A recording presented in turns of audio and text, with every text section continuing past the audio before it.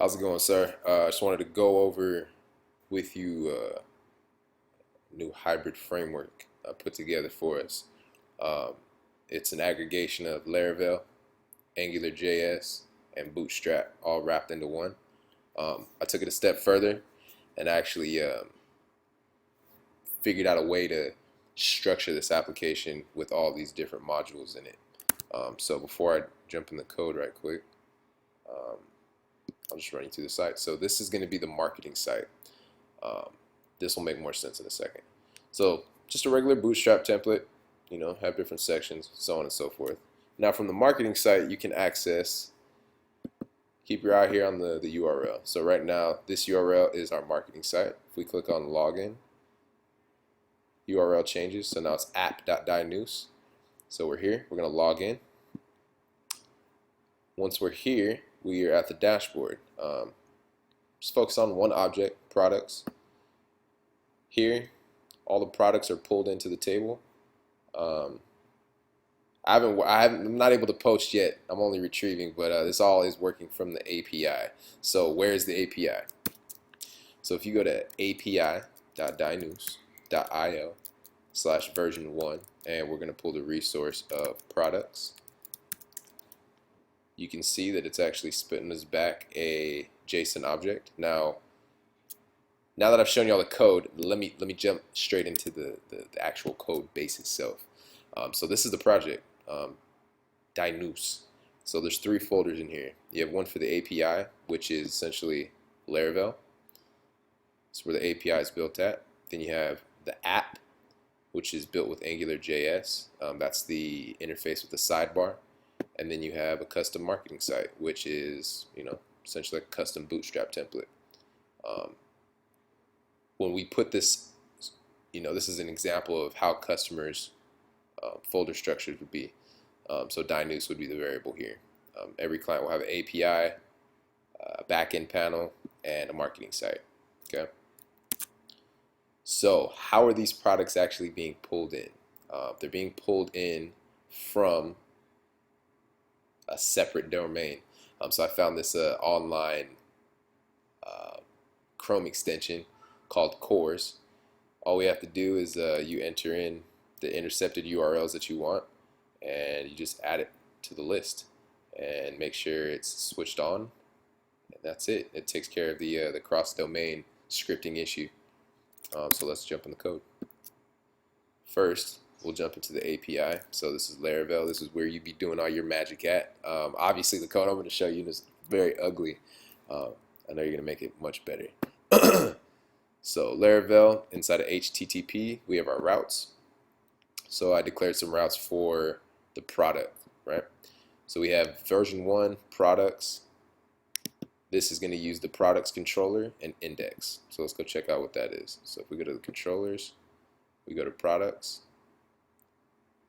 go to the top here, the index, set a variable for products, and then I go product, which is our model, all of them, and then I just return the products. Nice and simple. Same thing, I created a route for a specific product. So product ID. In the products controller, we go down to the show method. So the ID is passed as a parameter. Set a variable for product. Use the product model, and we find that product based on the ID that was passed, and then we return that product. Very straightforward. You already know that. Now, that is pretty much the API. So now let me jump into the Angular side that's consuming this application. So all we're going to do is close out all these files, jump back to Dynews.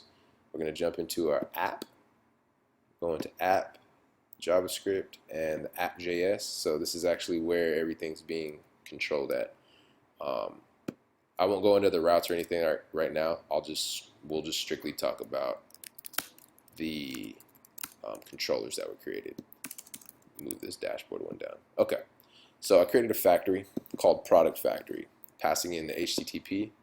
I set a variable for the API base, which is our API we created with Laravel. Create a blank object, and then I extend that object, and I create a function called getProducts.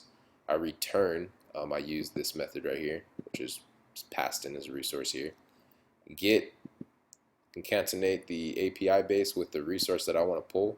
If there's an error, I want it to log the error, and then I want it to return the object. So that's essentially what the factory is doing. So if we come down here to the product controller, I'm going to shift gears here a second. I'm going to jump into the view that's actually loading up this screen. We come down here to views. It's going to be view products. Very simple. So this is our table right here. Now where the Angular magic is happening is right here. ng repeat data and products, and we loop through the data. So before we go over this, let's go back over into our JavaScript.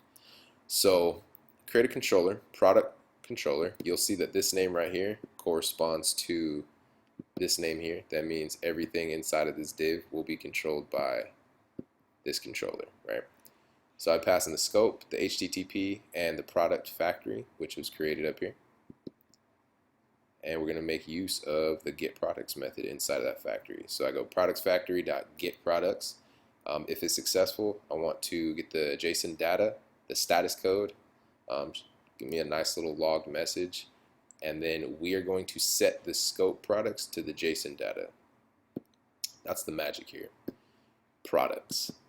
From here, in the view, ng repeat data in products, which is what we defined in our scope, and I go data ID and give me the data product name.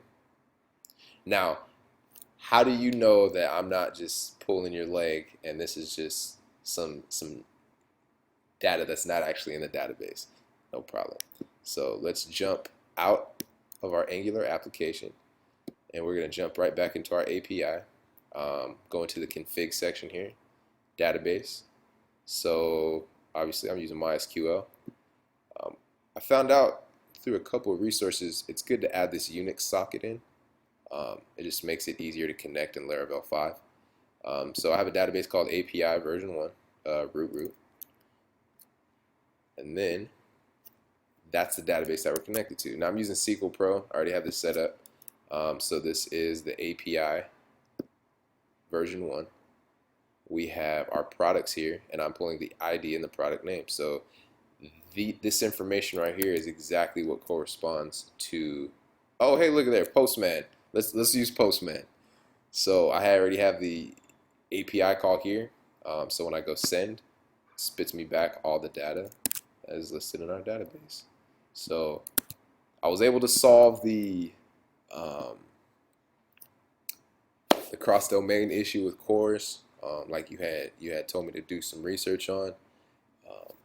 I'm going to continue to keep seeing how I can make posts and delete, and that's it, my man. That was more on the technical side of things, but I kind of wanted to show you more so along this marketing site. I know sometimes you're supposed to just use mock data, but I couldn't help myself, man. I've been inspired for the last couple days, thinking about the future.